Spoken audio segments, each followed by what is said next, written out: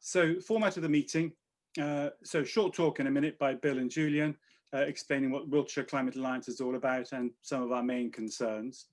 Then we're going to follow this BBC kind of question time format, where I'll be calling people out who've already submitted questions. If we can keep those questions short, that would be great. We'll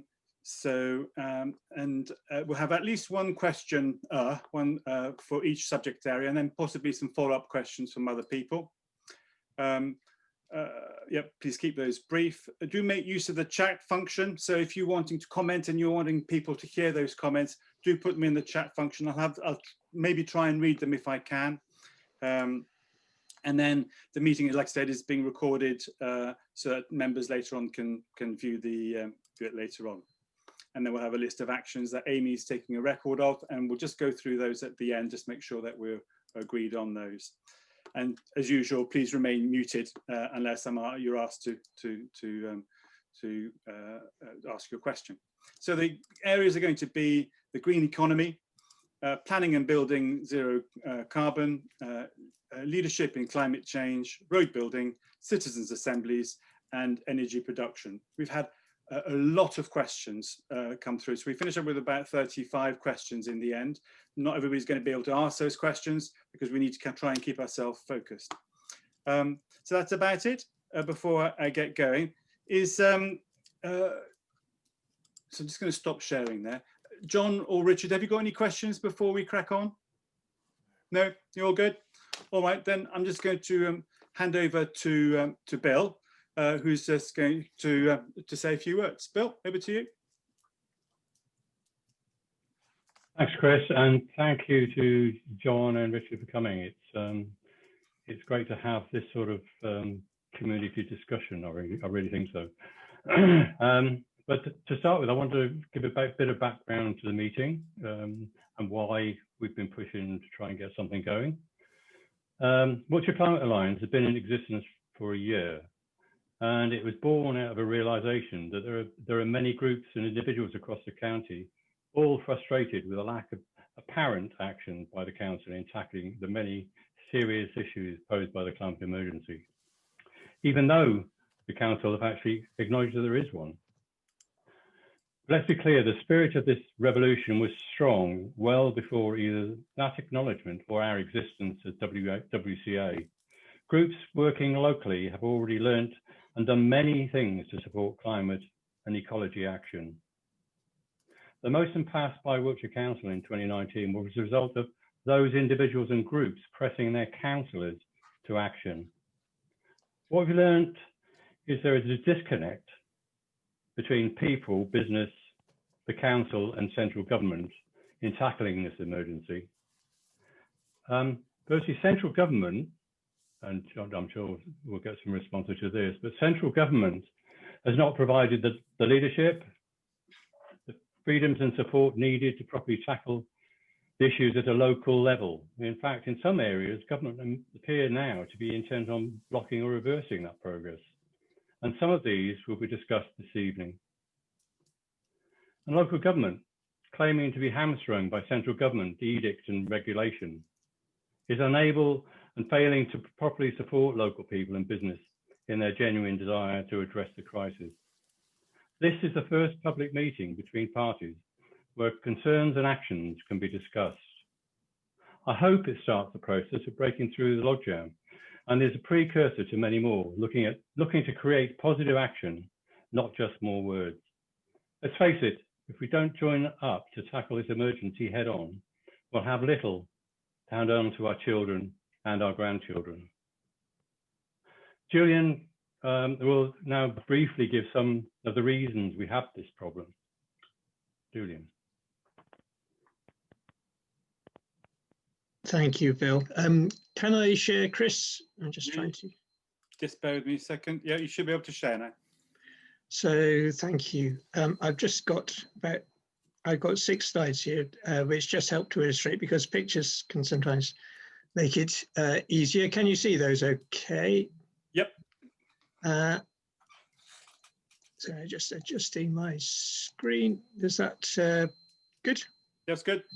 Okay, so the first thing I just wanted to say was that we've taken over the world, basically. So this is mammals by weight, and you can see people in the middle there, cows on the left there, are farmed animals that we farm to eat, and the little green bits are the wild animals. So we've basically taken over the world. That's just to put in context the rest of what we're saying, because we need to sort of take off the pressure a little bit, because we just about used up the usable areas. This is a little history of what's happening to our climate emissions. We've had a lot of COP conference of the parties to discuss what's happening to our climate emissions, and sadly they've still continued to go up, but we're now getting to a global realization where we need to do something really urgently and turn that corner. And so we really need this COP26 to turn that corner. That's a little breakdown of where our climate emissions come from. It's mainly energy and agriculture. Energy breaks down into energy and industry, including the stuff we buy from places like China, transport, and the energy we use in buildings, which is one of the big things that we can do quite a lot about if we organize ourselves. That's just a little share of what's happening to our fossil fuel use. Although in the UK we say that it's been going down a little bit, that's partly because we've offshored some of our emissions and we're importing things. It's also because other places in the world we need to help to do more. Coal's just started to turn a corner, but that's more than overtaken by oil and gas burning. Some of the structural problems which explain why this hasn't worked. Democracy does tend to be a little bit short-term, and we really need longer-term plans. We need that action to be collective, both locally and globally. And this is the final slide, which just illustrates how urgent it's becoming to actually start doing things now. In 2008, the Climate Change Act was passed, which committed us to net zero emissions by 2050. Which envisaged a 4% per year reduction in emissions. But because globally they've continued to rise, in 2019 here, we now need to cut our emissions by about 16% a year, and we really can't afford to leave it any longer. So many economists in the past have advocated getting us into a position where we're in a better position to tackle the problem before we start cutting emissions, but we can't really leave it any longer. So that was just a little introduction to hopefully give a clue as to where some of us are coming from. Obviously, everyone's got slightly different perspectives on things, but hopefully it just gives a little bit of a focus to the meeting. Thanks, Chris. Okay, lovely. If you want to stop, lovely, got that. Yep. Okay, so thank you very much, Julian. Any questions at all from John or Richard before we carry on? John, we thought we'd start off with talking about economy, seeing that's very much your field and finance and so on. And seeing Julian is on the microphone, Julian's going to ask the first question for you. So over to you, Julian. Okay, thanks. So John, again, many thanks for coming and meeting us today. As the Economic Secretary to the Treasury and City Minister, we appreciate you've got an enormous challenges, but also absolutely key to delivering the rapid change we need in the UK and more, and globally through COP26. So my main question is, how will you steer the Treasury to change the economy to give us a more long-term sustainable economic future, environmentally sustainable economic future, and mobilise the emergency response needed to the climate crisis? I'll just sort of suggest three small areas that you might respond to, but obviously whatever you think. In terms of policy, the Bank of England is currently undermining the government's climate targets with its own disclosures saying it's on line for 3.5 degrees warming. Will the Treasury get the Bank of England to lead by example, excluding high carbon assets as central banks in some other countries like Switzerland and Sweden are doing. I believe it needs a mandate to do that. In terms of investment we need Green Investment Bank with branches in every region of the UK after COVID and Brexit, and to be able to invest in what we need over the next 10 years. In terms of direct finance, a small welcome concrete move has been the introduction of green homes vouchers, but this has highlighted the importance of a longer term plan, as Wiltshire has been woefully unprepared with professional builds able to deliver. So will you commit to a long term plan for that? Thank you. Sorry, that was a bit of a long question. Hopefully they won't all be that long, but yeah, I thought it's your specialist area, so I'd like to ask you about that. Well, thank you very much, and thank you to Christian for inviting me, and thank you to all of you for participating this afternoon. It's a pleasure to join you, and I'm sure my colleagues are equally engaged in this, and indeed my colleague Danny Kruger from Devices has set up a similar opportunity for people who are interested in this vital topic in the middle of February. I was doubtful I could make that, so I was keen to come along today. I grew up in North Wiltshire, and obviously I now represent Salisbury. And so the concern around that you expressed at the start around the alignment of local and national government is obviously a very key challenge. It's always been a challenge how you actually get policies from the centre to be implemented on the ground across a whole range of different communities with different needs. You ask about my role as Economic Secretary, and indeed I am responsible for green finance, and you will presumably know that on the 9th of November, the Chancellor made a speech about the future of financial services. And one of the three themes, alongside openness to international standards and looking to drive that principle across the way that we do regulation, as well as openness to new technology, was green finance and the opportunity that we have in this G7 presidency and the COP26 presidency to actually put down some transformational markers on this. We also announced the early adoption, and we'll be the first economy of our type to have mandatory disclosures using the TCFD framework, and most of that for most companies will come in 2023 ahead of the 2025 target. We're also very keen to develop a clearer green taxonomy, because one of the challenges is in this area is to actually get everyone understanding exactly what they are dealing with and what we are dealing with.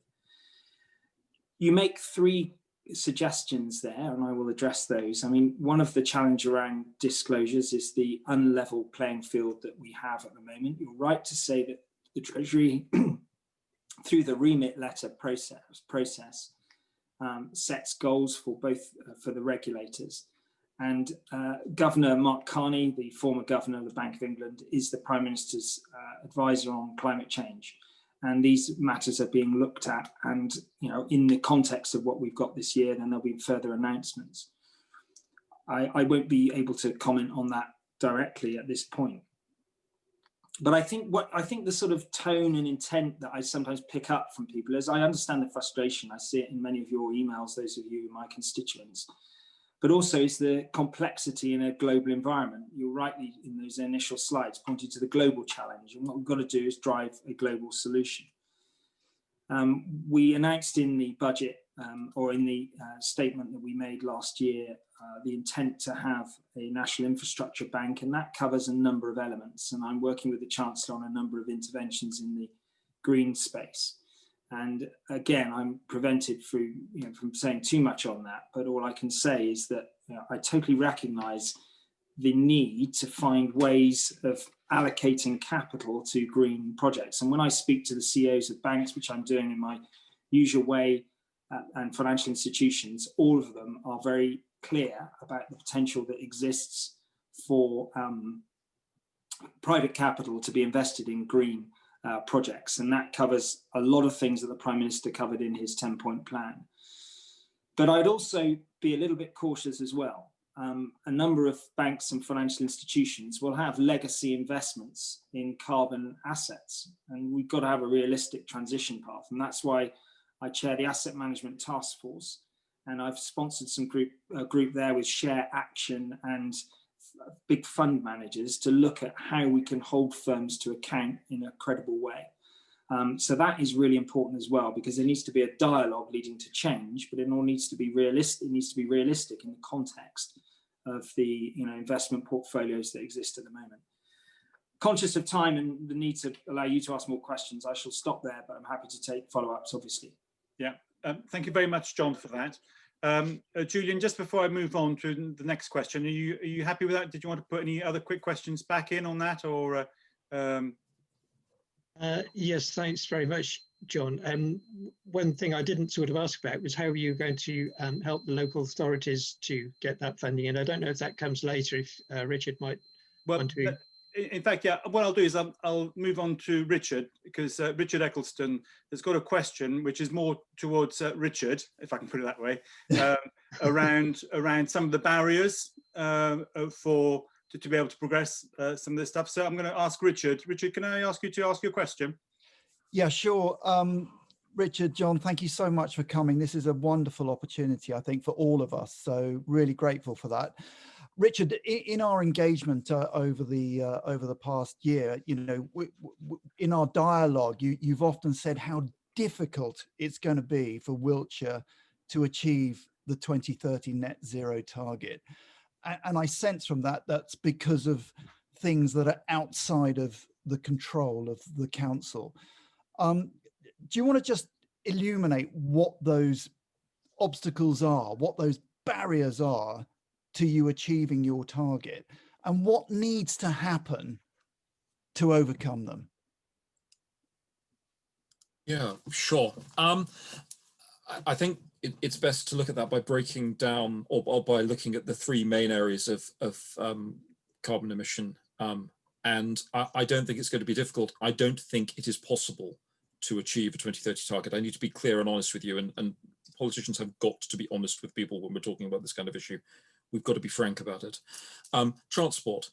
The program for transport, and I think that the direction government is taking about the way in which you're not going to be able to buy a vehicle that is diesel or petrol after whatever 2030, the current revised date, which is great, but that means there will still be diesel and petrol engined vehicles on the roads past 2030. Therefore, we cannot achieve zero emissions for them, for example.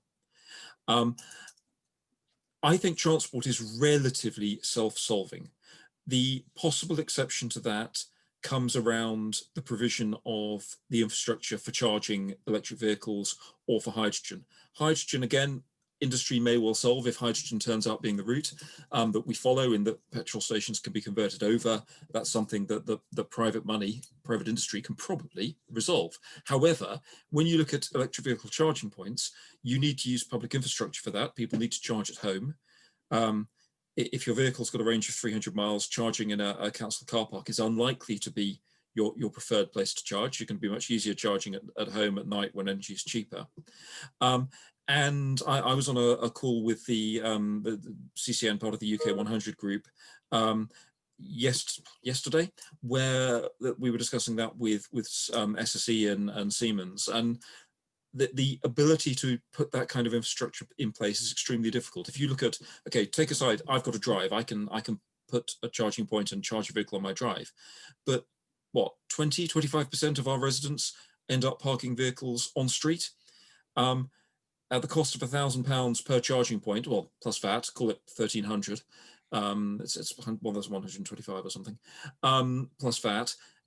You multiply that by the number of vehicles we've got to put in, you're looking at a, what, £200 million investment? That's on a scale that industry may be able to deliver, but they've got to deliver it on public land. Therefore, if we are going down that sort of route, that's something that needs organising, I think, through central government. So it becomes a challenge where we've got to work together to work out how to put that kind of solution in. And there's still a question there, is electric vehicle charging points, is electric the answer to this question? Because no one wants to spend £200 million on a bunch of electric charging points on people's streets that we end up not using because we all go hydrogen instead.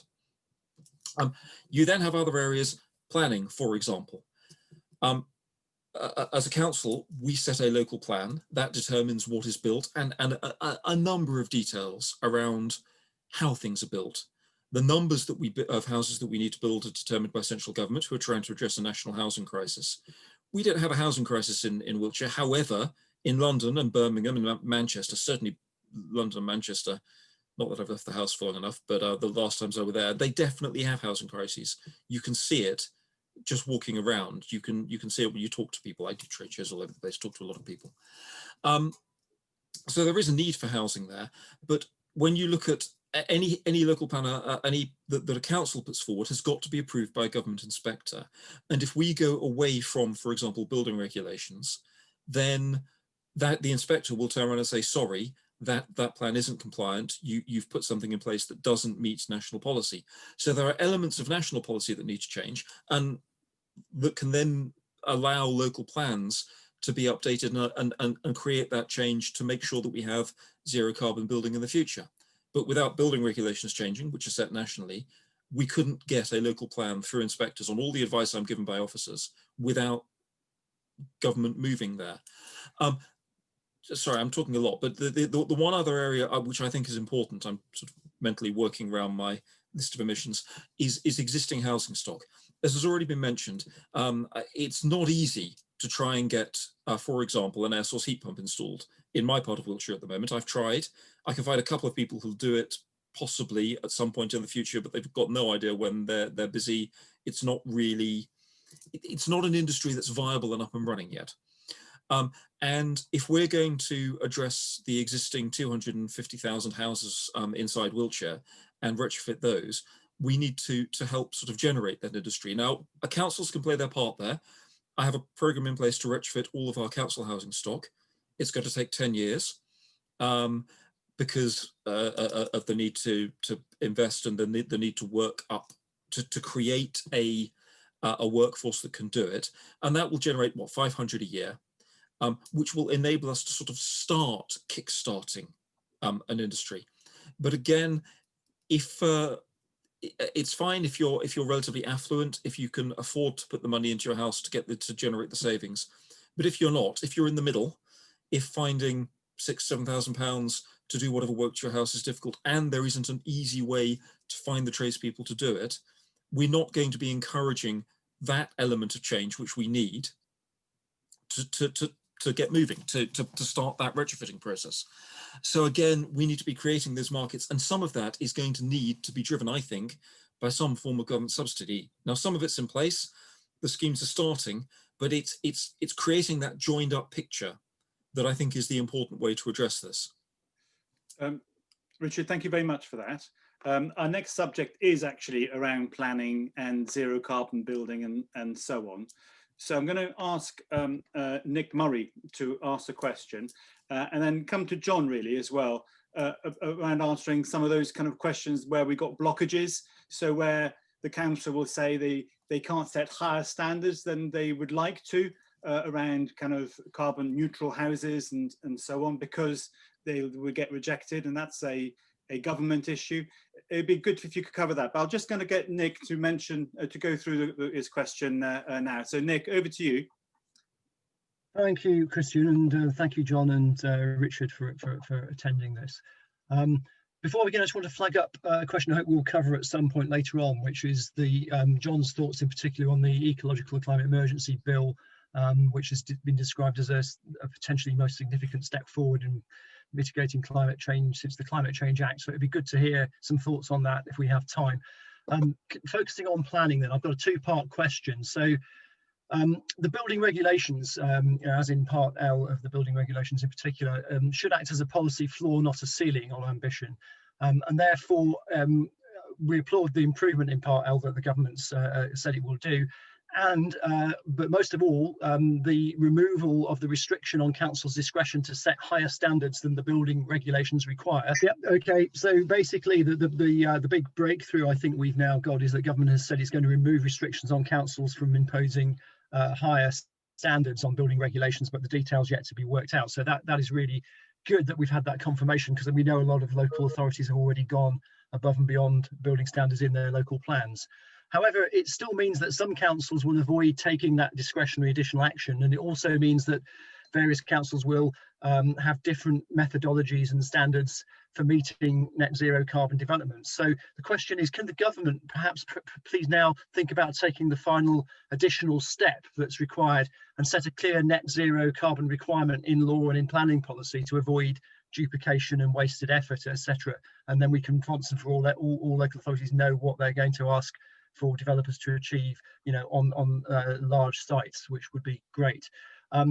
The second part of the question is that of course it's not only zero carbon homes that matter in terms of sustainable development, it's where the development's located. So it makes no sense to keep building urban extensions that increase car dependency and the number of commuters, and then at the same time remove our carbon sinks, our future food production, natural assets, and add vast amounts of tailpipe emissions that undermine the progress towards achieving our net zero carbon targets.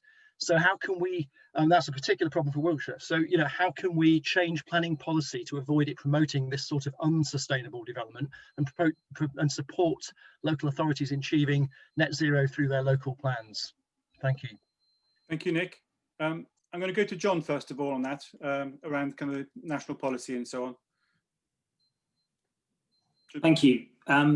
Well, this is a significant challenge, and that's why last year we developed the new future home standards, and that will mean that all new homes will be zero carbon ready, with the ability to become fully zero carbon homes. The point you make about the legacy challenge, if you like, of actually decarbonising homes that are just not suitable at the moment is a significant one. But I think we can see some progress. The figures I've got here, that in 2009, just 2% of built dwellings had an environmental impact rating of A, and that grew to 15% in the second quarter of last year. But when we made the intervention last year with the 2 billion Green Homes grant, that was intended to support that process as well. We are through the planning for the future consultation to introduce consolidated sustainable development tests and improve that national planning policy framework to ensure that we can adapt the planning framework to deal with climate change. But just looking, and I can't see the chat at the moment, but looking at the response to the last comments I made, there is, I think, amongst many of people on this call, a sort of belief that somehow there's a sort of switch that can be, fingers can be clicked and there's an immediate switch at the centre and anything will change. And I think, as Richard will testify to, and did testify to, the different profile of housing needs across the country, to develop from the centre a framework that actually encourages more development where that's possible to happen and where there's demand and need for that to happen, whilst at the same time giving discretion locally is a complex conundrum to get right. So we're doing lots of consultation on that. I would just, on this point about standards, it's interesting, isn't it? Because I get the thrust of the desire for probably most of the people on this call is to raise standards at the centre. So there's universal high standards. But by removing that discretion to go further locally, you then create the opportunity for divergence. What you really want is everyone to be aiming higher. But I remember when I worked in local government with Eric Pickles for 3 years as his PPS, and I looked at this issue of standards, and where there were different standards, there were different outcomes in terms of the number of houses built. And one of the things, as a member of Parliament, you're aware of the all the needs of society across the whole, and you're also aware of the fact that so many young people can't get housing in Wiltshire, and so we do need to have more housing. We've got to have it of a higher quality, and we've clearly got to get it to a level that makes the zero carbon priority absolute imperative. Whilst I'm here, I think I'm probably also worth responding to what Richard was saying, helpfully, about the challenges around transport and charging. And again, he also points out the uncertainty around the outcome with respect to which technologies will prevail, because many of these technologies are in development. And what we've got to try and do in central government is find incentives to encourage as much investment as possible in potential solutions that are going to accelerate our meeting the net zero goal. But at the same time, not rule any out, and but not waste money on ones that are less likely. And I think with the challenge that we face with the electric vehicles are numerous, but to what extent the government actually intervenes to create a new norm, it goes back to some of the challenges with all new technology. What will emerge? So we have consulted, and we are working on what we can do, and we're about to do a new fresh consultation on how we can improve the accessibility of charging points. Richard makes the point about the legacy problem, and absolutely that's one that we will come to terms with in the next and future fiscal events. Thank you, John. I know that Nick just wants to come back in just for a quick one, probably around planning. Nick. Thank you very much for that, John. And if you don't mind, rather than take up more time with these things, if I can send you some supplementary questions and points, and maybe we can get some further correspondence going on this particular aspect as on behalf of Wiltshire Climate Alliance, I'd be grateful. Yeah, I mean, I'm bound to deal with my own constituents, but there's plenty on here, and I'm very happy to deal with them, and those that aren't, then obviously I'll pass to my colleagues. Sorry, yeah, Christian, we can do it through your constituents. Christian's one of them. Yeah, so, that's fine. Yeah.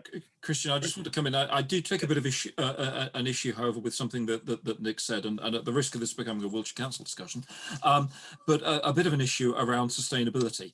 I would love it if we didn't have housing targets. It would mean I don't have to wade through, if you can see, this kind of document on local plan consultation on a relatively regular basis. It's thrilling reading.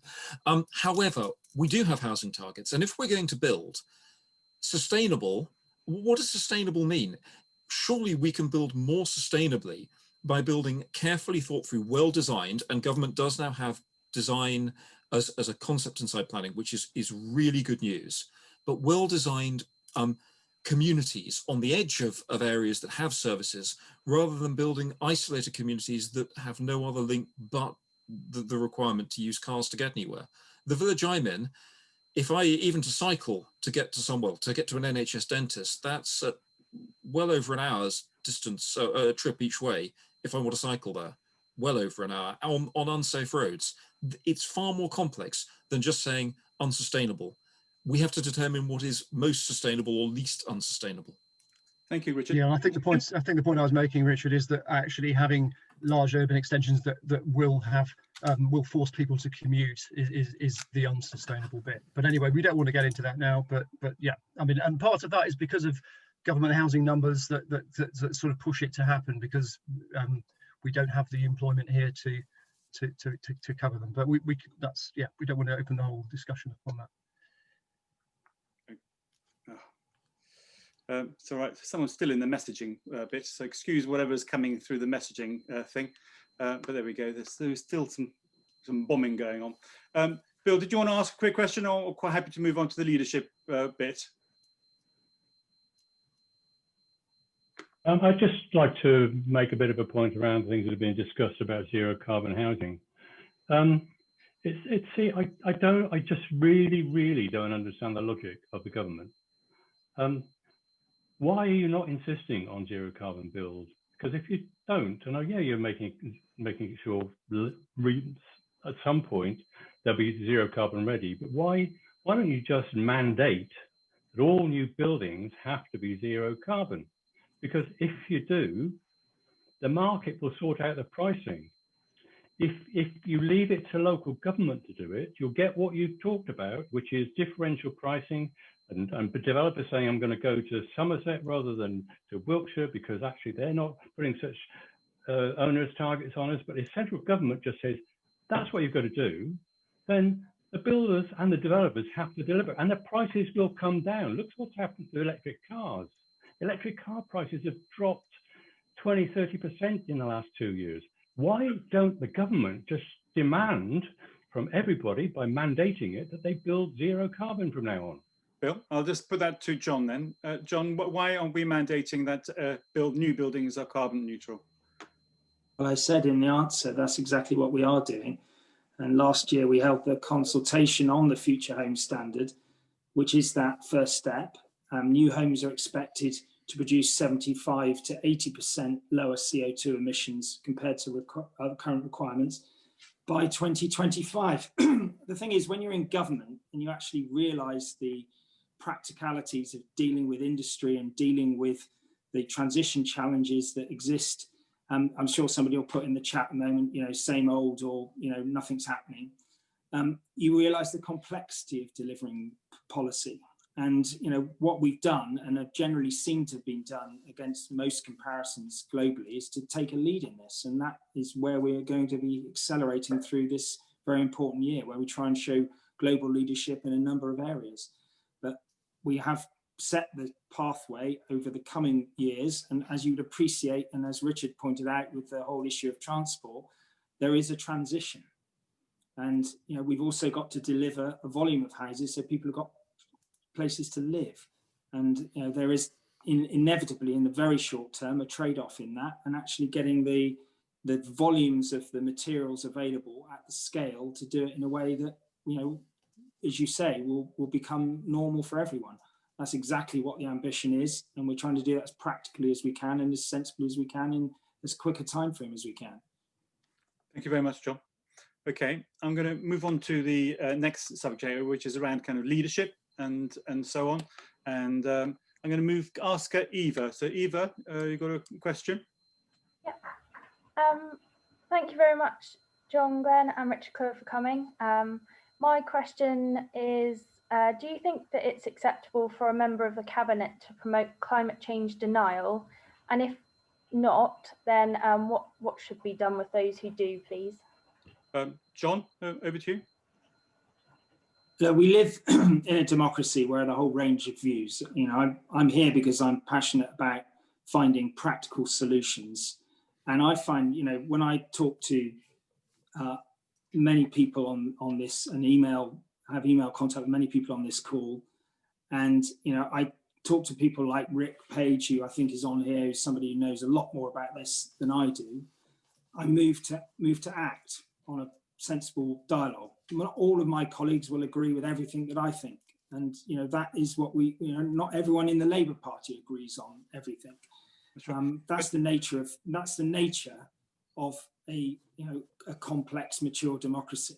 And all I can do is account for what I do and to drive forward policies that I think are going to achieve what the government has said it wants to achieve. John, can I just ask, so, because sometimes if a cabinet minister, be it in the council or government, comes up with a comment which is just ridiculous. So, for example, if a cabinet minister were to say that women shouldn't have the vote, someone would quickly have a word in their ear, be it a whip or prime minister or someone like that, and say that's not acceptable. And I think what Eva's asking is it acceptable for a cabinet member to say climate change is rubbish, it's not man-made, it's not man-made, and all those kind of Trump-esque type kind of tweets that you get? Is that acceptable, or should someone have a word in their ear? Well, the best way of dealing with a plurality of views is to take on those arguments you disagree with and try and persuade people that they need to think again. But just trying to declare somebody as unacceptable because you disagree with somebody vehemently, I don't think particularly helps. What I would do is engage that person in a dialogue, show them the evidence that you helpfully put up at the start of this conversation, and try and improve their understanding, as many of you have done with me over the course of the last 11 years. Yeah. Okay.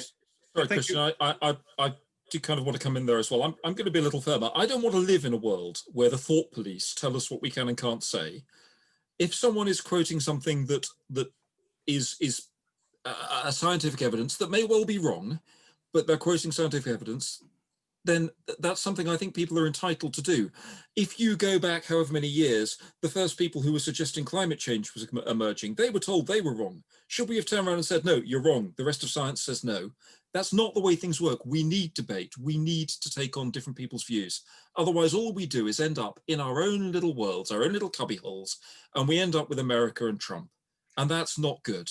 Debate is good. Different Yeah, views are good. I'm okay for a debate, but when you have a council or a government that's proclaiming to wanting to change, to tackle climate change and so on, and then when you have a senior member of your cabinet, even someone who works on the Environment Select Committee, okay, who continually promotes climate change denial, shouldn't the rest of the council around it say that we don't own those views, that's not correct, and be seen to be in disagreement with that view? Or is it okay just to be quiet? I don't think we are quiet. You can see from our actions what our views are. You can see what we've done, reducing the council emissions by 68% since 2019. Yeah. Well, but that doesn't mean that we shouldn't have debate, and we shouldn't encourage debate and different points of view to get there. I really don't think it's appropriate to say, no, you're wrong, we're not listening to you. And that's what you're asking me to do, to my mind. Please, it's not a helpful way to go. We need to bring everyone with us. And we don't do that by saying you're wrong. We do that by saying, this is the future, this is how we get there, this is why it's good. Yes, or you can say that it doesn't reflect the views of the cabinet. So when a cabinet member normally has cabinet, responsibility and so on, and when a cabinet member goes off the line of what's been agreed by the cabinet, normally that's challenged. But for some reason in climate change it's not, and I was just wondering why that's the case. I don't think that's fair. I think there are areas where I have divergent views from other cabinet members on topics, and we have debate and we discuss them. I really don't think saying your views aren't acceptable, you can't say them, is the way we work in a democracy. Okay. I shan't push that matter anymore. Does anybody else want to ask any questions around that one, or should we move on to the next bit, which is the next subject we're going to be covering is around roads, for which we had loads and loads of questions. As you can imagine. Margaret. Can you hear me? Yes. Could I just, a question? Who's that? Or a statement, sorry, it's Glen Hales. You're talking about electric cars and not being enough infrastructure. Our councillor, Keith Williams, drove all the way to Scotland, to John O'Groats, and then back down to Land's End on an electric car. And we're going to be going to COP26 in electric car. He didn't have any problems. They're trying to put in more power points for people with electric cars around Swindon. And also there's an electric power point at Aldi's, at various supermarkets. So I don't see this as being a problem. I do agree that that might not be the road we go down, but that is not the problem. Okay, thank you. I'm going to call on Margaret Wilmot around. She's got a question ready about roads. I'm here. Thanks, Christian, and thank you, John and Richard. Do appreciate this opportunity. I'm referring back to the 6th Carbon Budget Report, which was published by the Climate Change Committee in December.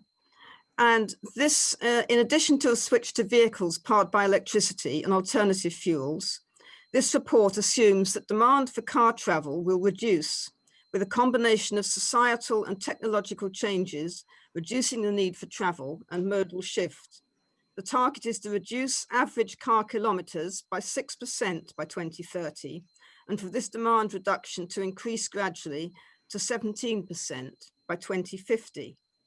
Given this need to reduce car kilometres, why is the government still supporting a road building programme with RIS2, which will lead to more traffic and more CO2?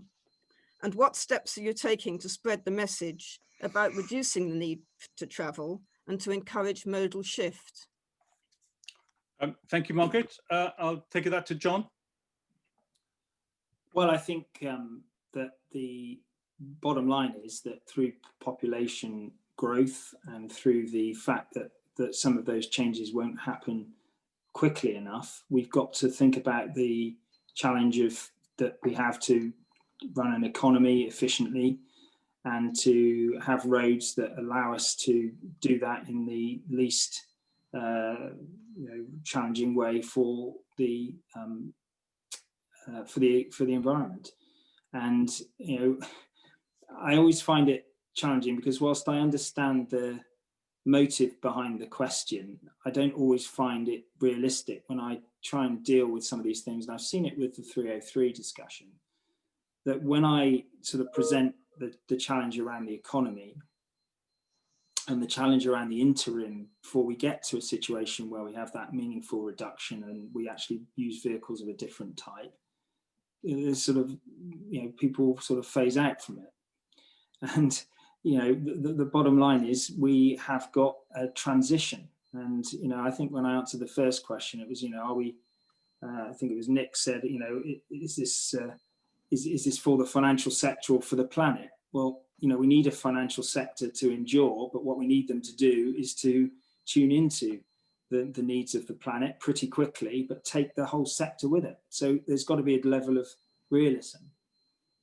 I know that, Margaret, you were very disappointed with the outcome of the aborted trial in Salisbury. And I think that, you know, there are, I was very disappointed that, you know, we can't move forward as quickly as I would have wanted. But what I saw there was divergent views of what would be the most effective intervention, even amongst the community of people that would generally be in favour of it. And I think in a democracy, there's a lot of complexity in trying to work out how to move forward and on an enduring basis. What I hope is that some of those predictions around car use and are underestimates, and that we see, as we've seen with the use of technology and the acceleration of trends over this last year in terms of digitalization, that things accelerate faster. That will allow us then to reappraise our road strategy. But I think one has to interrogate the data around the economy and the challenge of actually having a transition that is also sustainable. Thank you. I'm just going to go to Richard to cover that, and I'll come back to Andrew, who's got your hand up for a quick question. Yeah, Richard, over to you. I think John's covered most of it. If we have got to build houses, which we do, and we have, there are parts of the country, not the county, where you have significant, massive overcrowding, houses of multiple occupation that are an absolute disgrace. So I don't think one can argue that there is a need to make sure that people are well housed. When you build housing, that will come with people in a rural county having vehicles and therefore needing to be able to move around. We can try and design, and we're back to this place shaping, we can try and design suitable developments that limit the amount of cars that are required, that limit commutes. But again, we're in a rural county. People want to go off and have their leisure time. People need to commute to work. Inside Wiltshire, very few people live within a walk or cycle distance of their work. And with that, we also have some significant congestion points. The 303, you just need to get stuck in that traffic once to be absolutely furious. I occasionally, probably once every 3 or 4 years, I forget to get stuck in it again and have another massive furious session and then go and drive through villages to avoid it for the next few years until I forget. But with those pressures there, and with the fact that we are trying to make sure that while we move into a world that is far more energy efficient and I hope environmentally understanding, we have still got to maintain the economy. You take car use away from my village, you've got no village. Employment in the village is tiny compared to the population. So it's not as simple as saying cars are bad, we must stop. We've got to bring people with us on this. Otherwise, you will end up with a bunch of politicians elected under Nigel Farage who have some radically different views from, I suspect, most of us. All right, thank you, Richard. Andrew, do you want to come in quickly? And then I'm going to move on to Di. So, Andrew, did you want to? You had your hand up a second ago. Thank you, Christian. And if Richard can't cycle safely to most of the amenities he needs, then presumably nor can most people in his village or in most villages. But many people in Wiltshire don't live in villages. Now, the average, 2/3 of all journeys in the UK are under 5 miles. The average car journey distance is 8.5 miles, including the very long ones of hundreds of miles. An electric car behaves like a normal car. An electric bike is a new form of transport. It's a cross between a bicycle and a car. You can go long distances. How can Wiltshire and the government make cycling safer for Richard and the people in the villages? And why are electric bikes not being factored in to developing economical transport to work and so on without increasing car journeys. Okay, thank you, Andrew. John, did you want to pick up on that one? Yeah, I'm not an expert on the electric bike industry, but I have engaged with somebody who wanted to set up something in Salisbury. I think, you know, that's something that we should be looking at. It's probably something that can be looked at more at a local level. I think the point that Richard was making earlier about his long cycle ride to his doctors is that, you know, we've got a challenge to link our everyday community needs at the appropriate level of aggregation to give the quality of service that we need to the communities that where they exist in an area with, you know, small towns and villages over a disparate geography. They are very challenging, but clearly electric bikes can be, you know, a great you know, tool for people to use. I remember seeing one of my colleagues driving to the House of Commons, cycle into the House of Commons. I was impressed by how fit he was, and then I realised he had an electric bike, and they clearly can accelerate. But that individual probably needed to do more cycling than actually using the benefits of the assistance. All right, thank you, John. Richard, did you want to come back on that at all before I move on to the next question? Just to reiterate, how do we do it? We do it by having a cycle network that is not sitting alongside the road network. But you're talking again about a massive investment to achieve that. I don't want to go and cycle along the A36 for the stretch I would have to do to get to Salisbury. That is, I don't believe, safe.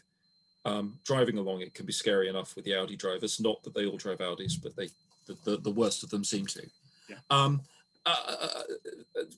Inside my village, there was an incident where a couple of people, or where a young man was killed cycling on one of the country lanes because they're too narrow. They're not safe places to be pushing lots and lots of people on to using, in my view. We need to have that entire network. It's something we're all working on. It's one of those things that we make gradual steps towards. Again, with new developments, we need to put the network in straight away. And that, I hope, is something that again, we can fix with the local plan. You'll be seeing some of the comments on the right-hand side here in the chat. So, you know, it'd be nice to spend maybe some of that road budget on cycle highways and so on. But I think the point is, Christian, if I may come in here, is that when there are proposals to do that, there is an interface with democracy, and not everyone agrees with it. Even people who generally support that it should happen. So again, the complexity in delivering this in a way that is consistent with democracy is something that is what we have to, as politicians, have to contend with. It's not simple. You have a responsibility to. You have a responsibility to spell it out, and you need to spend the money not gradually. Your responsibility is to tell the public, then they will respond. Gosh, that's interesting. I don't think everyone would agree with that. My responsibility is to get the balance between gaining a mandate at an election with a manifesto, delivering it, but in the interim, making sensible steps and making interventions where I think I've got the will of the people totally with me. No, you that okay. means showing leadership, but yes, any leader who doesn't listen to the people that have elected him, I think is very arrogant and detached, and I don't want to be like that. Yeah, thank you, John. I think we'll leave that subject there. I know there's lots of kind of strong thoughts about it and so on. Like I say, do use the chat function rather than coming in, and we will pick up those comments and feed those through. Di, you were down to ask a question about Stonehenge, but we sort of covered that. Is there any other bits of Stonehenge that you want to discuss, or shall we move on? Yeah, I've got a couple of comments, and I think they are relevant. Okay. First of all, thank you to WCA and everyone who's participating today and for giving up their time. The government has pledged, as we've said, to reduce greenhouse gas emissions, which are still increasing significantly. But I noticed John has written in the journal and shown his support for the Stonehenge Expressway. While we're on the subject of this is a hugely expensive and destructive project that I feel, and I think I'm not alone, that will desecrate a huge area that's great environmental, archaeological and spiritual as well significance, as well as people's lives. It has been rejected by a public inquiry. It's been criticised by the UN's World Heritage Committee, and the tunnel is not long enough to do what it's stated to do, and will possibly cause damage to the stones. Quite likely it will. To save drivers an estimated 8 minutes. Di, can you Richard will ask the still be question? stuck in his jam. This money would be better spent surely on public transport and in better services and on other things than on this. Okay, thank you, John. Do you want to add anything to that, John? Quickly, thank you very much, Di, for that question. Spent 9 years looking at, started off with about 15 options, going to Taunton, talking to experts, working with the landowners, the English Heritage and National Trust. I was completely agnostic about what the solution should be. This was the one that was deemed to be the best option, and we are now moving forward with it. And that's simple as that. And I recognise their views, strong views for and against it. And local communities generally welcome it there because the destruction of their way of life because of the rat runs that have occurred. The 8-minute figure isn't one that I recognise. It's misquoted in terms of the overall outcome at peak times. And there are different ways of looking at it, but I respectfully disagree with that. It's not been welcomed by a lot of the local people that we've spoken to. And if you've only got to go up just the road a little bit further and it becomes single carriageway again. So you're just moving the jam from one bit to another. Well, I think perhaps there are other questions that need to be asked. I'm very aware of the range of views that exist. We happen to disagree. Respectfully, I have to leave it there. Thank you very much, John. I think we're going to move on to the next subject. It's a shame because I know that people want to kind of talk a lot about a particular subject, but the problem is then the other subjects that other people want to raise don't get an airing at all. So thank you very much, Di. I'm going to move on now to the question about Citizens' Assembly and potential for them. So Mark, over to you, Mark Potts. Yep. Hi everybody. Thank you. Thanks very much for inviting me. Yeah, my question is partly about the democratic process, as John's referred to it already, the need to bring people with you on these sort of decisions, major decisions. So really, I suppose it's directed more at Richard than at John, because I'm interested to know whether or not you support the general principle of citizens' assemblies or juries on a smaller scale as a way of engaging citizens in the decision-making process, particularly to determine how to tackle climate change.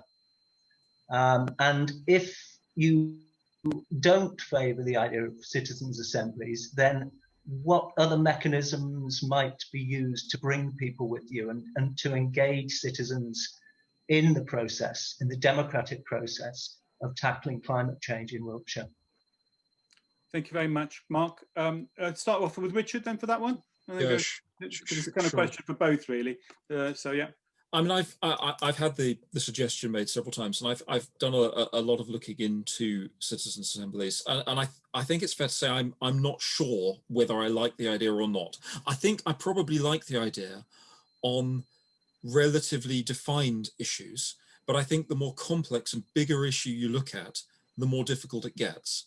I think, bluntly, we have a version of citizens' assemblies, whether it be in the Commons or at Wiltshire Council.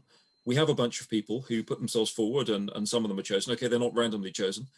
And our job is to sift an awful lot on an issue like this of incredibly complex evidence and incredibly complex legislation and complex interaction. And I just, in my own head, I don't think that if you take an issue as complex as climate change, with as much interaction with so many different areas, with central government, all the way down to parish councils, and take a group of people randomly picked off the street and then try and get them up to speed to come up with answers. I just don't think that's a sensible way to try and address the problem.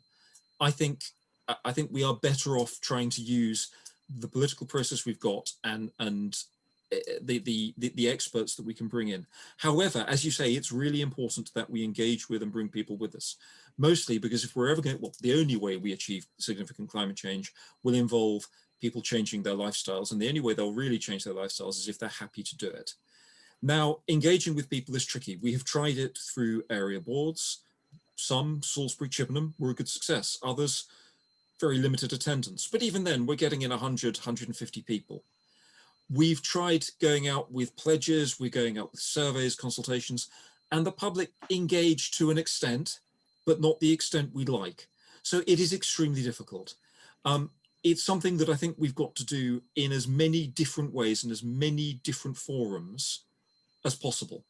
And the more I look at it, the more I go through when we're looking at the strategy, for the climate change strategy that we're about to consult on, and when I look at the different options, I come back to that fact.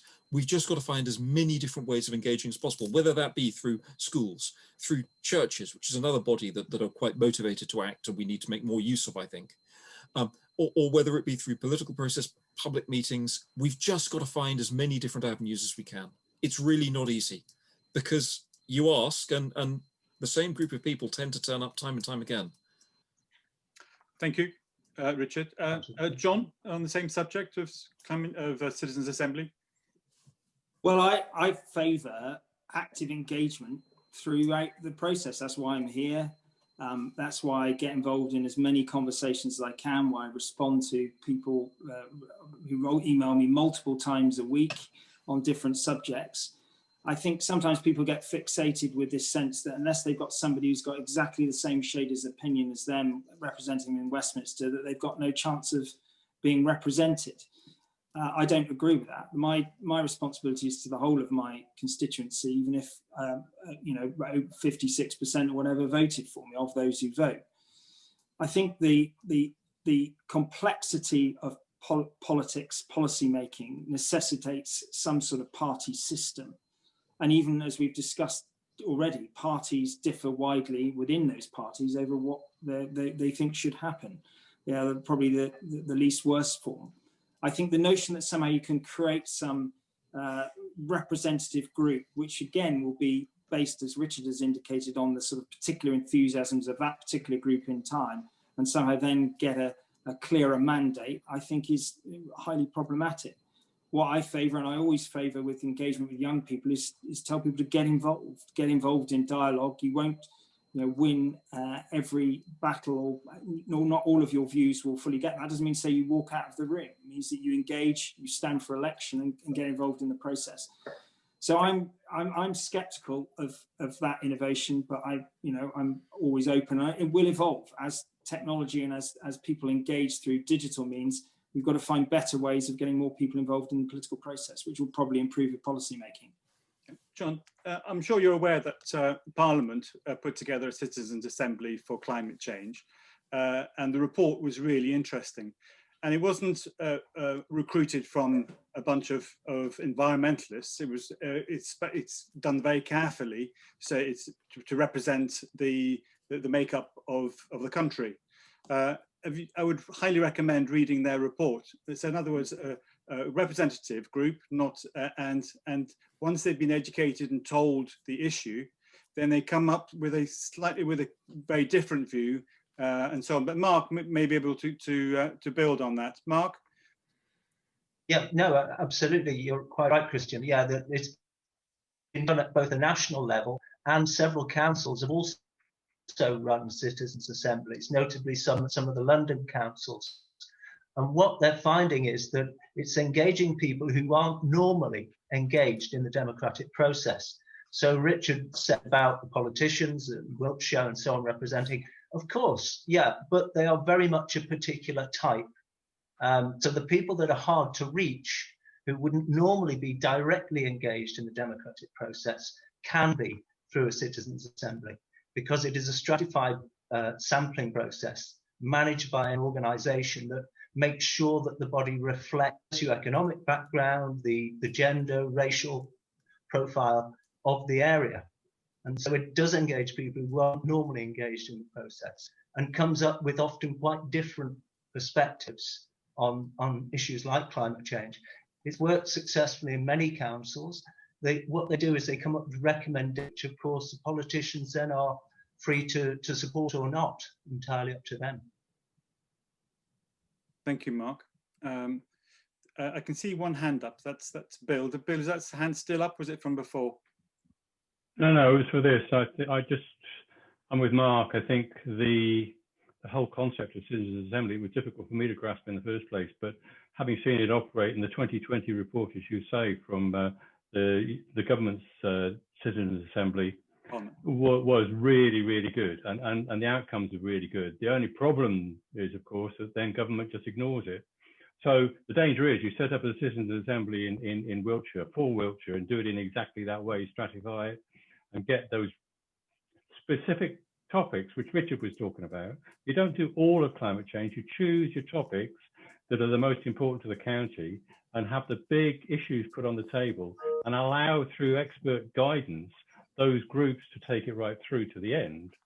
And that surely, Richard, would engage the population a lot more, because they would see that they were getting a much better reflection of what their thoughts were. So from whatever position on the spectrum politically or environmentally they would see people that actually were representing them sitting in that crowd. So it just seems to be a natural way to go. And I frankly, when I first saw it, sometimes like 2.5 years ago, I wasn't sure, but actually having seen it work successfully last year, I thought, hell, this actually does work. So I'm just for it.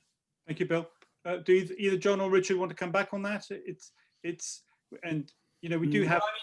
You know, I'm very happy to continue engage with it. I would encourage some of you to get involved in politics, stand for election, and Well, you might do it as well. It's funny you should mention that. Not me, but there's various ones in the audience who are considering doing just that.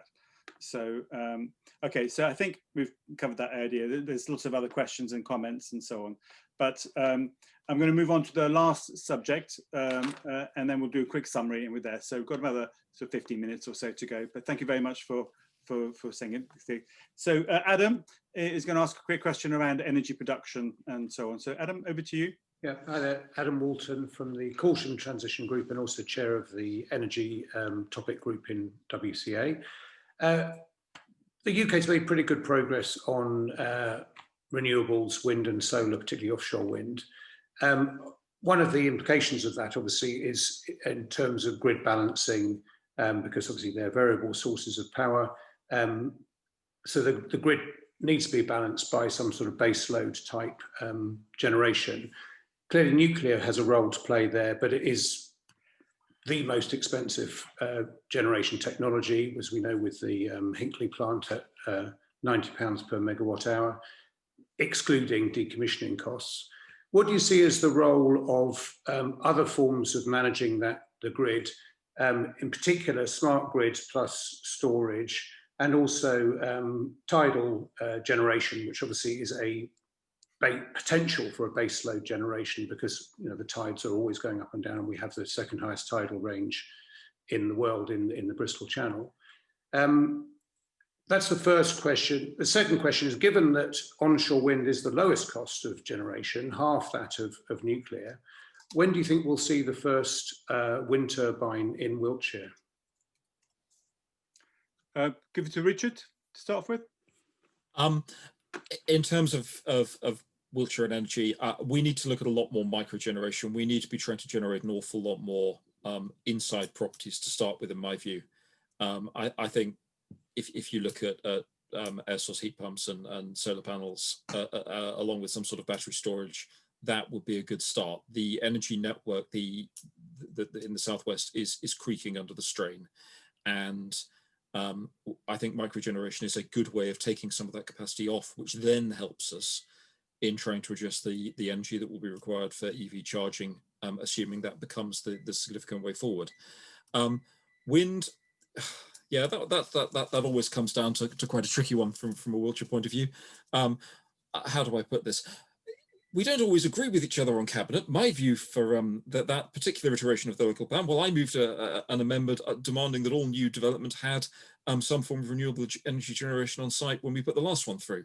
Others didn't agree with me. I didn't agree with them on wind turbines. However, a majority of the elected members did. And we ended up with a policy saying that it would only work where there was sort of approval from the local community. We do need to bear in mind in Wiltshire, you've got a national park, areas of outstanding natural beauty and military training areas that do significantly restrict the area you can put turbines. So please don't think there is a panacea that we could put them everywhere. We can't. No. And I would back up some of the, my mother has a house in Skye. I got quite used to the turbines up there. I quite like them on the skyline, but I do understand that there are areas of sensitivity of landscape where we really do have to be careful. this iteration of the local plan, the way to get wind turbines, if you want them, get a monumental response to the local plan saying we like wind turbines to be enabled to be built in Wiltshire, and get them into the local plan that way. Give us that body of evidence. And I think you'll find that politicians, particularly on a local level, when they're presented with a lot of people saying, can we do something, they do tend to listen. I don't know if John wants to answer on some of the complexity about democracy grid is a generation. powerful thing, Richard. I mean, I'm happy to come in here. I mean, clearly renewables in all their different forms are going to be, you know, a significant and probably will be the majority of our carbon-free power by 2050. I think the question there around nuclear, I mean, it's been part of our electricity supply for 60 years and supplies about 20% at the moment. What I've noticed, even in the 11 years I've been Member of Parliament, is the change of emphasis across renewables. The tidal lagoon and the projects that have been mooted in South Wales, the challenge there will always be about the affordability and the amount of benefits and the costs. And I totally accept that nuclear is not is not inexpensive as well. The government launched a consultation on the regulated asset-based model for new nuclear projects, and those the high-level design principles of the RAB model were endorsed. We are, as a result of that consultation, bringing at least one large-scale nuclear project to a final investment decision by the end of this Parliament. But I think the changes that we saw through the whole journey of solar were instructive to how government needs to respond to the evolving costs and economies of scale that can be generated in different forms of renewable energy. And I don't think it's static, and we've got to move nimbly to ensure that we get to the right balance. I think that the use of wind power is very emotive, and lots of people have very strong views about it. And this is an area that is quite challenging to reconcile across different parts of the country. Again, I think the power of the opinion of local people can be very influential, as Richard said. Yeah. John, you'll see there's some chatting there about the tidal power and so on, and that some reports will say it's cheaper in the long run than nuclear and so on. Yeah. Where is the government at the moment with tidal projects and so on? Any progress? Are you aware? I'm not intimately familiar with the latest work on that. I think there was a review done of one project. We got an independent review done. I think, as ever, these things are being looked at. The question is, over what period is the long term? Because we also got to deal with the fiscal realities that and tax levels that people are prepared to accept. But I can't give you an update on that specifically, Christian. I'm sorry. No. Okay. It's right. I think what was that? Yes, it was recommended to move forward. Yes. Bill, did you want to add to that? Because you're chatting away in there, and you're dying to say something. So over to you. I'm taking up too much time, but the point is that if you construct tidal barrage of a similar size to the Hinkley Point, for example, the carbon construction costs, the cost to the planet of building it, are half those of building the nuclear power station, and therefore even from a carbon dump perspective, from pure construction costs, it doesn't make any sense.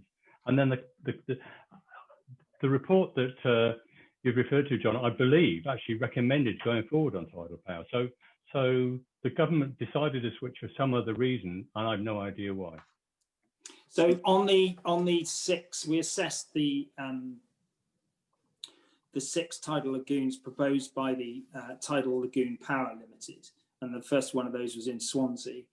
I think the cost together by 2050, the proposal as we made could cost up to 20 billion more to produce compared to generating that same electricity through the mix of offshore wind and nuclear. And that's once financing, operating and system costs have been taken into account. So that's 20 billion that we've got to find from somewhere. So, you know, those are the sorts of decisions that, you know, I'm sure there'll be an ongoing discussion around that. So I think our position overall is that we'll be open to new projects, tidal projects. But I think we've got to get that balance on value for money right. We've also got to get the balance of carbon emissions right, because that's massively different. Boris Johnson committed a 68% reduction by 2030. Spending huge amounts of carbon on building things like nuclear power stations instead of something else is going to tear that apart. So thank you, Bill. So we've reached that point where we've covered all the topic areas, and it's exactly on schedule, which is sort of amazing. But I know that lots of people are a little bit frustrated because they haven't been able to make that point or haven't asked a question and so on. But I'm afraid that's the reality of it. And to be honest, we've been very lucky to have an hour and a half of your time. But my last question is, and really it's with Amy's help here, is because we want to see some actions out of these kind of meetings. And if I can ask both of you, well, I'll start off with Richard, is there anything that you might do differently as a result of having this discussion here, or any purpose in this meeting? Has it actually done anything? And I'll ask to Amy. Actually, before I do that, Amy, have you, because I'm not sure if we were going to kind of try and get some actions out of this, but Amy, have you written anything down? No, I haven't noted any actions. No. I've noted a lot of words so far. Okay. No, but apart from Nick had volunteered to put some more supplementary questions to on planning and sustainable developments. Oh, yes, okay. Yeah, that's right. That was quite useful, that one. So Richard, to you first of all. Firstly, I definitely think this sort of thing is useful. I'm spending a lot of my time on different elements of the climate change work as part of my cabinet responsibility. And it's useful not just to have a chance to think through some of the stuff. For example, I spent a fair amount of time discussing the EV charging systems earlier this week. And again, it's good to have further conversations to help embed that and help embed thinking. So it's also good to hear people's points of view. I know many of you I've spoken to on many occasions, but it's still, it's good to hear it. It's good to hear the challenge. That doesn't mean there are easy solutions. In terms of where we take this forward, the next thing we have got to do from a Wiltshire Council point of view is get the climate strategy consulted on and put in place. I wanted that to have been done, well, I was hoping we'd be doing it in February of this year. I'm afraid COVID has rather pushed that timeline back even when I had the team in place, but it is, I have in essence a draft of the thinking behind it coming to Cabinet next week. I think it's, no, the week after next. And we will then be taking that forward and engaging with that and discussing and working around that, I think is the next way forward, the next step forward. And that is where I'm hoping that you, along with a lot of other people, will be coming up with ideas that will need to be sort of past the how do we deliver them test, but to help shape that strategy. I mean, John and I talk relatively frequently. We have meetings with the MPs. Well, we met this morning. So we've got dialogue going on there already. There is a limited bandwidth, and we're in the middle of this blasted COVID crisis, which is taking up far too much of the bandwidth that we've got for discussions. But even there is still work going on behind the scenes. You've seen government's move on building regulations. That is a significant step forward. 2 years ago, when we started discussing this, we had no idea what was happening there. Pressure has been applied from various sources and it's worked. So this sort of event definitely has value. In terms of critical steps forward, the next step I can give you is please engage with the climate change strategy and input into that. Because Richard, I've seen in the comments here that I should also ask in how can WCA help, because we have about 300 individual members, but with our group members we're about 1,500. So there's quite a big resource there for people who want to help in some ways, who want to shape the future to make it greener and so on. How can, and this question to John as well in a minute, is how can we help you to in your aims? Well, I think. Sorry, John, just 1 second, and then I'll let John come in. Being slightly cynical, respond to these consultations, respond to the local plan consultation. I know it's a pain. There is a climate change section in the back there. If you read it, I think you'll like it. It's moving very much in the right direction. And politicians respond to significant local pressure. Give us some significant local pressure. Don't shout at us. Don't criticize and tell us off. Tell us what you think needs to change, how we change it. Give us that. Sorry, John. On that point, just before I go to John, on the 22nd, Poppy, who leads the youth group, is hosting a youth event where she's invited all the council members. Would you be able to promote that so that not just you, but all the council members can listen to the young people of Wiltshire? I already have done. I've already urged certainly a number of them. I've urged people to attend a couple of meetings now. So okay, yes. Because we have had a couple of replies saying, oh, Richard's coming, so we don't need to come. And it got stuck in our spam filter at the yes, council. Sorry, and I think I did tell Poppy that, but resend the invite as well.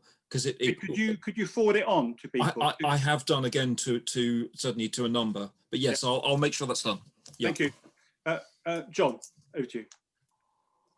Well, I think I see this as a very good thing. I see all engagement with groups of constituents, but particularly on this important matter. I feel a bit frustrated, to be honest with you, because I think there's some very strong ossified positions when the government's trying to move forward on a whole range of areas. I think some of the people that I've corresponded with here, like Mike, we disagree on things, but we do have a meaningful dialogue where Mike acknowledges where things are moving in the right direction and probably not fast enough. And I think I would just call for some, a constructive view of some of the positives, and some of the things you're never going to agree with, or you're never going to think is going to happen urgently enough. But I think what I'm trying to do as a government minister responsible for green finance, responsible for stewarding our first ever sovereign green bond and looking at what we can do for retail products around that, could be world leading if we get it right. Again, I don't, want any praise or thanks, but I would just say, let's try and look at things we can do constructively together, positively, rather than actually criticizing things that haven't gone exactly as you think should go from a position that is probably less informed about the complexity of what it takes to deliver things in government. And, the challenge I always have is trying to stop people being cynical about that, because, they just think they know best. And I try and explain some of the challenges, but try and be ambitious to deal with what is the most important, challenge that we face, which is actually delivering change to the level that we can secure a future for the rest of our, for future generations. Yeah, thank you, John. I hope this didn't feel uncomfortable. And we really do appreciate the fact that you've spent some time, and it's not the first time, because you have engaged before as well with other environmental groups, and out of Wiltshire, you're very good at engaging with us. So I do appreciate that, and the time that you've taken in answering our questions and explaining where things are going. We're bound to be frustrated at the slowness of things. We feel that this is an emergency, and it is, and the scientists will tell you that it's an emergency, and we can't wait. We've seen the way that the council, the government have reacted to COVID. For us, the climate emergency is going to be far more hard-hitting than the COVID, and that's it. So the level of activity that we've seen around COVID and stuff like that, I know you had no choice; it had to be done. But we know things are possible, and it's just that speed is a lack of urgency, which I know it's a perception issue, but I think you just need to appreciate that, we're seeing the world about to fall apart, and people not quite singing about it. We'd like politicians to be far louder about their conviction around that. We want to hear it loud and clear that politicians understand it, and there is a certain amount, but sometimes there's a certain amount of shyness. So I work on the parish, my parish council here. I've not had any instructions or any very little coming from the council telling us that we should be doing things and moving forward, and that kind of leadership is where we'd like to see some more. But it's a two-way thing. so at least you're listening, or at least you're here listening to us, and that's what this is about. So Christian, your yes. parish council is a sovereign body. I can't tell you from Wiltshire what to do. I'm not allowed to. Yes. You may not have been elected, but you are a bunch of elected politicians. It's your job to do your parish council. It's my job to do Wiltshire. It's John's job to do the country. Yes and no, to be honest. On some things we are encouraged to do things by the council and so on. So you do send through when you know you're not going to get a backlash from some people. You do send through instructions for flooding and for stuff like that. Okay, you know, I get loads of stuff coming through from the council, but I've never seen anything. Climate change is an emergency. We're going to have to do something about this. What are you doing to prepare? Not had that at all. So there's a certain shyness amongst politicians in going out big time saying, we've got a problem. We've got to do something about this. And that's where the frustration comes, because I think there's a nervousness amongst politicians that they're, you know, and that's where that leadership, that kind of courage is what we want to see. Difficult decisions being made, which I'm sure you will do, but it just feels slow, which is why we've got so many people here. We had 60 at the beginning, and it just shows, and there are a lot of people wanting to come. Just the strength of feeling is strong out there, which is why you may well see people standing against existing members, you know, to show that level of interest. But unless anybody else, before I wrap up, does anybody else want to say anything quickly? Because we've gone 2 minutes over time. But thank you again, John and Richard. Really much appreciated for your time. Anybody else at all? So I think we'll give everybody a thank you very much for your time. Thank you. Feels a little problem. It was, I'll just say something. Oh yes, an Navajo Indian, you've probably heard it, said 200 years ago, when the last fish has gone from the streams, when the last bison has gone from the land and the last leaf has fallen from the tree, you will realize you can't eat money. Oh yes, well there is that. Yes, yeah. Thank you. And in the meantime, you need it to help the world go round. No, you really don't. Actually, you really don't, because we owe in this world, we owe 3 times the money there isn't on the planet. So who do we owe it to? Thanks very much. It's been a great opportunity. If we want to get esoteric, money is imaginary as well. Thank you, everybody. So that's great. Cheers. Anybody who's still here, do let us know, because we hope to have some of these things again. It's not been terribly easy to chair, to be honest, especially with that bombing going on. But if you do want to send an email through or whatever around how you'd like to see it run differently in the future or anything else like that, so do send feedback, because we're kind of we'd welcome any advice or any kind of different ways of doing this kind of interaction with our politicians. So yeah, just send us an email, probably better than the chat, or you can put it in chat if you like, and we'll pick up the chat anyway. But yes, thank you very much, everybody. Thanks, Chris. Thank you for doing it. Brilliant. Cheers. Well done. Cheers. Thank you for coming again, Richard. No problem, anytime.